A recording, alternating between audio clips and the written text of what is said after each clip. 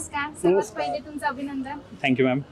तुमचं नाव काय? शुभम ज्ञानेश्वर गांगुर्डे. कुठून आलात तुम्ही? मी नाशिकवरून आलेलो आहे मॅम. आई वडील काय करतात? वडील आर्मीत रिटायर झालेले आहेत माझे 2017ला आणि मम्मी घर सांभाळती.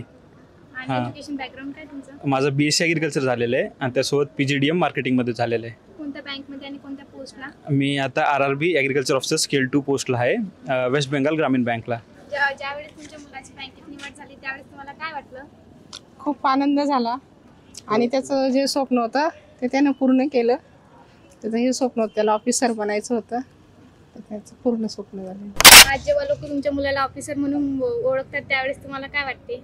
प्राऊड फिलिंग होतं. ज्यावेळेस ऑफिसर बघतात तर त्यावेळेस एक समाजामध्ये एक देशाची सेवा करायची एक संधी मिळते आणि तो करीलच. जेव्हा शेजारी किंवा नातेवाईक तुम्हाला म्हणत होते की मुलाचं प्रिपरेशनच्या काळामध्ये काय झालं, मुलाचा आणखी रिझल्ट आला नाही, त्यावेळेस तुम्ही त्यांना कशी उत्तर द्यायचे?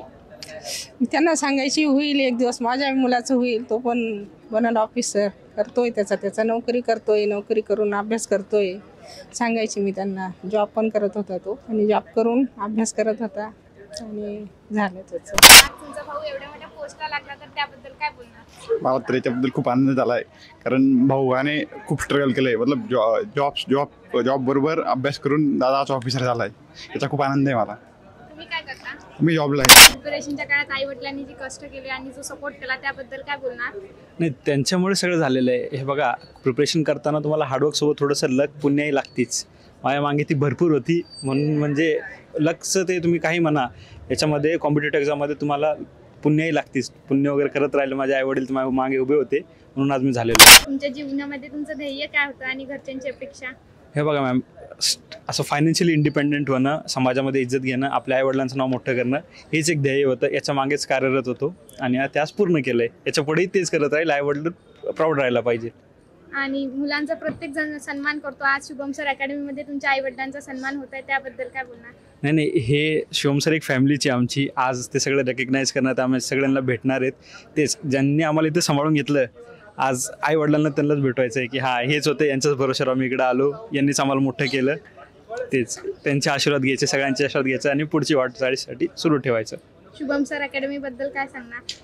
शिवम सर अकॅडमी बेस्ट आहे संभाजीनगरमध्ये. का बरं, ते तुम्हाला करून घेतं पूर्ण 6 महिन्यात जे हाय लगातार. बाकी जणांचं कसं असतं, एकदा कोर्स संपल्यानंतर तुम्ही तुमच्या याच्यावर असता, तसं शिवम सरकडे नाही. तुम्ही मेंटरशिप वगैरे पण असती आणि जे क्लासवर्क आणि होमवर्कमध्ये जेवढं करून घेता, एक्झाममध्ये तेच विचारलं जातं. तुम्हाला काय वेगळं करायचं नाही. जर तुम्ही फक्त शिवम सर अकॅडमीवरती सुद्धा राहिले तरी तुमचं 100% सिलेक्शन होणार आहे. फक्त शिवम सर जेवढं म्हणता तेवढं करा, सिलेक्शन पक्का आहे. कोणता स्टाफ मेंबर आवडतं? शिवम सरच आवडतं मला जास्त. आणि फेवरेट सब्जेक्ट? इंग्लिश होता माझा. होय. थँक्यू. Thank you ma'am.